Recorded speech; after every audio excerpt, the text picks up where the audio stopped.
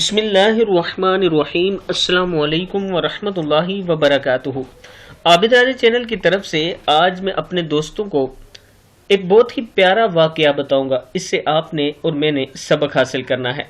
एक मर्तबा हजरत जुनैद बगदादी रहमहुल्लाह और एक बुजुर्ग जंगल में जा रहे थे कि नमाज का वक्त आ जाता है।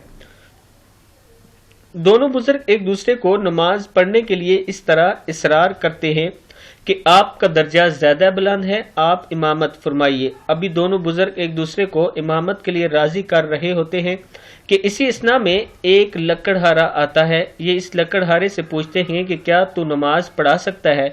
वो लकड़हारा कहता है ये कौन सा मुश्किल है। लकड़हारे ने लकड़ियां रख कर नमाज पढ़ाना शुरू की। दौरान नमाज लकड़हारे ने किसी सजदे को बहुत ज्यादा तवील कर दिया और किसी सजदे में जल्दी से सर उठा लिया। नमाज खत्म करने के बाद दोनों बुजुर्गों ने लकड़हारे से इसकी वजह पूछी तो इसने कहा कि जब मैं सजदे में सुब्हान रब्बियल आला कहता था तो जवाब आता था लब्बैक या अब्दी। जब तक जवाब नहीं आता था मैं सर नहीं उठाता था। ये नमाज इश्क है। हम अभी तक इस ज़ाहिरी नमाज में लगे हुए हैं। उम्र गुजर गई मगर आगे नहीं बढ़ सके। जहां से नमाज की इब्तिदा की थी वहीं नमाज की इंतहा पर हैं।